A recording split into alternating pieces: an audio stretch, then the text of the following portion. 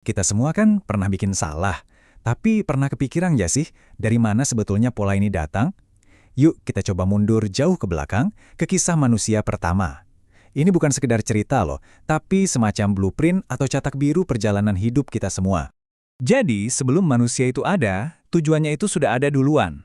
Kisahnya dimulai dengan sebuah pengumuman yang luar biasa dari Tuhan, aku akan menjadikan seorang khalifah di muka bumi, seorang penjaga, seorang perwakilan. Nah, dari sinilah semua kisah tentang kita manusia berawal. Oke, sekarang pertanyaannya, gimana khalifah pertama ini, yaitu Adam, diciptakan? Ternyata, asal-usulnya itu sangat-sangat unik dan beda dari semua makhluk lain. Proses penciptaan Adam sendiri itu udah jadi pesan. Beliau diciptakan bukan dari satu jenis tanah, tapi dari segenggam tanah yang diambil dari seluruh penjuru dunia.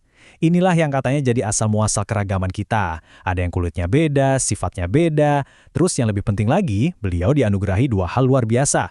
Pengetahuan langsung dari Sang Pencipta, dan sebuah kehormatan sampai-sampai para malaikat pun diminta untuk bersujud kepadanya. Nah ini yang seru nih. Coba deh bayangin, manusia pertama itu ukurannya nggak kayak kita sekarang. Tingginya itu 60 hasta. Kalau kita konversi itu sekitar 27 meter. Tinggi banget kan? Ini nunjukin betapa spesial dan bedanya kondisi awal manusia waktu itu di surga. Oke, Adam kemudian ditempatkan di surga, tempat yang, ya, sempurna. Tapi kesempurnaan itu ternyata datang sepaket dengan ujian. Dan munculnya seorang musuh yang kuat. Kita lihat yuk gimana ceritanya. Disinilah terjadi drama pertama. Waktu perintah datang untuk menghormati Adam, ada dua respons yang 180 derajat berbeda. Para malaikat langsung sujud, simbol ketaatan total. Tapi iblis menolak. Alasannya apa? Sombong. Dia merasa, aku dari api, dia dari tanah, aku lebih baik. Inilah bibit dari semua konflik yang bakal terjadi. Ujian utamanya sebenarnya simple banget, tapi dalam maknanya. Nikmati semua yang ada di surga, bebas, tapi tolong jangan dekati satu pohon ini. Cuma satu aturan sederhana, yang justru jadi pusat dari semua drama yang akan terjadi. Nah, setelah iblis menyatakan diri sebagai musuh, dia langsung mulai melancarkan aksinya. Sasarannya, tentu saja, satu-satunya larangan yang ada. Tujuannya cuma satu, bikin Adam jatuh. Iblis itu nggak pernah maksa, senjatanya itu tipu daya. Coba perhatikan deh taktiknya. Dia nggak bilang, langgar aturan itu. Enggak. Dia membisikkan, mau nggak kutunjukin pohon keabadian? Dia mengemas ulang larangan itu jadi sebuah rahasia yang menggiurkan, menjanjikan kekuasaan abadi. Cerdik sekali. Dan tipu dayanya makin menjadi-jadi. Dia nggak cuma bisik-bisik, tapi bahkan berani bersumpah atas nama Allah buat meyakinkan Adam dan Hawa kalau dia itu tulus ngasih nasihat. Wah, ini puncak manipulasi ya, pakai nama Tuhan untuk menjerumuskan ciptaannya. Taktik ini sengaja menyasar kepolosan dan kepercayaan mereka.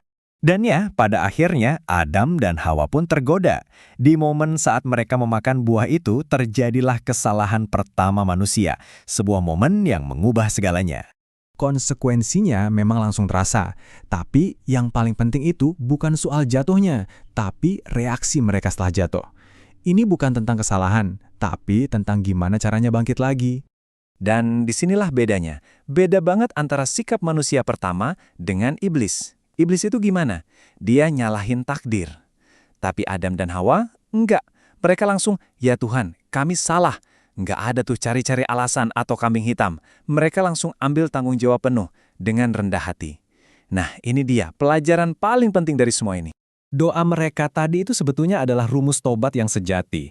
Dimulai dari nyesel banget, terus berhenti ngelakuin dosa itu, janji nggak bakal ngulangin lagi, dan terakhir, ya memohon ampunan dari Allah. Tobat mereka diterima. Tapi, konsekuensi dari perbuatan itu tetap harus berjalan. Cuma, lihat deh gimana cara kerja rahmat Tuhan.